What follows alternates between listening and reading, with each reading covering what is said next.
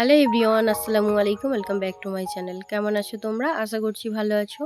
তোমরা দেখছো রোজা রান্নাঘর উইথ ব্লগ। প্রতিদিনের মতো আজও চলে এলাম তোমাদের মাঝে নতুন একটি রেসিপি নিয়ে। আজ আমার recipe banana leaf fish fry.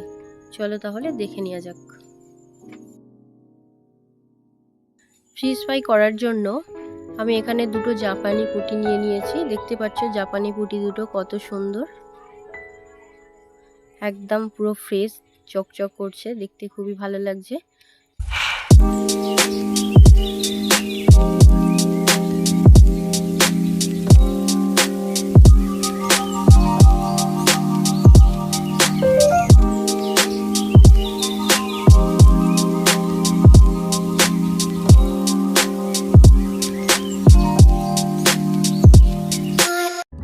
মাছ দুটোকে আমি ভালো করে বেছে ধুয়ে নিয়ে চলে এসেছি। আর এদিকে আগে থেকে কলা পাতা কেটে রেখেছিলাম। যেহেতু আজকে কলা পাতায় ফিশ ফ্রাই করবো, তার জন্য তো কলা পাতা লাগবে, তাই আগে থেকেই আমার কলা পাতা কাটা ছিল। তো এবারে আমি আদা আর রসুনটা বেটে নেব।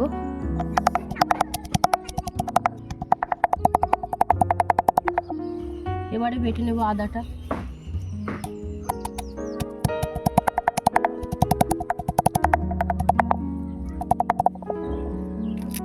এবারে ধনে পাতাগুলো বেটে নেব।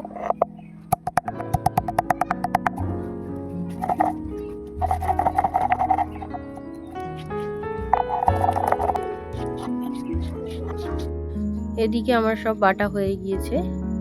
তো এবারে মাছগুলোকে আমি প্রথমে ছুরির সাহায্যে চিড়ে নেব। একটা সাইড আমি ভালো করে চিড়ে নিয়েছি, আবারও একটা সাইড ভালো করে চিড়ে নিচ্ছি।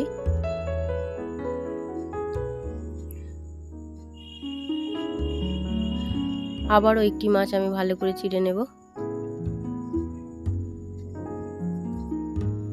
তো দেখতে পেলে দুটো মাছ আমার ভালোভাবে ছেঁড়া হয়ে গিয়েছে। এবার আমি একটা লেবু কেটে নেব। এবার আমি মাছে মশলাগুলো মাখিয়ে দেবো। তার জন্য আমি প্রথমে দিয়ে দিলাম সরিষার তেল, স্বাদ মতো নুন, লঙ্কা গুঁড়ো, হলুদ গুঁড়ো, জিরে গুঁড়ো, ধনে গুঁড়ো, মরিচ গুঁড়ো, চাট মশলা, আদা রসুন ধনে পাতার পেস্ট,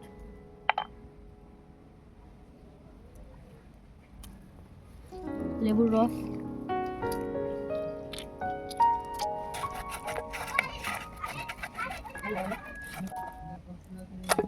মশলাগুলো এবারে আমি মাছেতে ভালো করে মাখিয়ে নেব।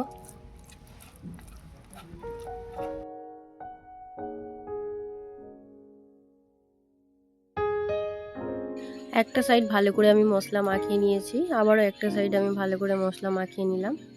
আবারও একটি মাছে আমি ভালো করে মশলা মাখিয়ে নেব।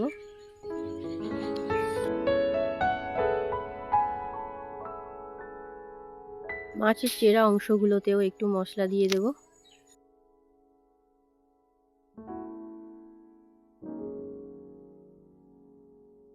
মাছ দুটোতে আমি ভালো করে মশলা মাখিয়ে নিয়েছি। এবারে আমি কলা পাতায় মাছগুলোকে মুড়ে নেব। মাছটা প্রথমে আমি কলা পাতায় দিয়ে দিলাম, মাঝখানে একটা স্লাইস করে লেবু দিয়ে দিয়েছি। এতে করে একটা দারুণ ফ্লেভার আসে, তাই জন্য আমি দিয়েছি। এবারে আমি কলা পাতাটা ভালো করে মুড়ে নেব। এবারে একটা সুতো দিয়ে বেঁধে দেব। আবারও একটা কলা পাতা নিয়ে নিয়েছি, আবারও এর মধ্যে মাছটা আমি দিয়ে দিয়েছি। কলা পাতাটা আমি ভালোভাবে মুড়ে নিয়েছি, এবারে সুতো দিয়ে বেঁধে দেব। এবারে আমি উনুনটা জ্বালিয়ে নেব। এদিকের কাজ আমার শেষ। তো উনুনটা জ্বালানো হয়ে গিয়েছে। এবারে একটা তাওয়া বসিয়ে দিয়েছি, তাওয়াটা গরম হয়ে গিয়েছে। এবারে আমি তেল দিয়ে দিলাম, মাছগুলোকে এবারে ফ্রাই করে নেব। তাওয়াতে এবারে আমি দুটো মাছ দিয়ে দেবো। দুটো মাছই আমি একসঙ্গে ভেজে নেব। যেহেতু তাওয়াটা বড় আছে, দুটো একসঙ্গে হয়ে যাবে, তাই আমি আর আলাদা করে ভাজছি না।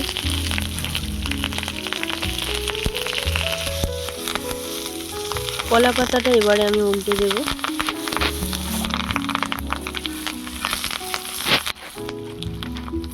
কলা পাতাটা ভালোভাবে উল্টে পাল্টে আমি মাছগুলোকে ভেজে নেব।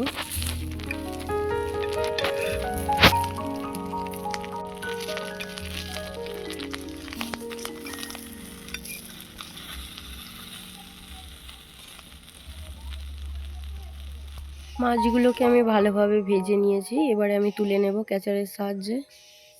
যারা মাছ ভাজা খেতে ভালোবাসো এইভাবে একবার কলা পাতায় মাছ ভেজে খেয়ে দেখবে, দারুণ খেতে হয়।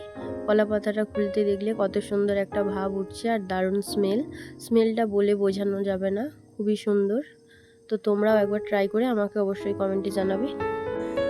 তো আমার আজকের রেসিপি কেমন লেগেছে অবশ্যই কমেন্টে জানাবে। যদি ভালো লেগে থাকে লাইক কমেন্ট শেয়ার সাবস্ক্রাইব করে পাশে থেকো।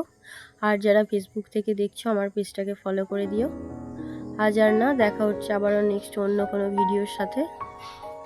ভালো থেকো, সুস্থ থেকো, পরিবারের খেয়াল রেখো। বাই, আল্লাহ হাফিজ।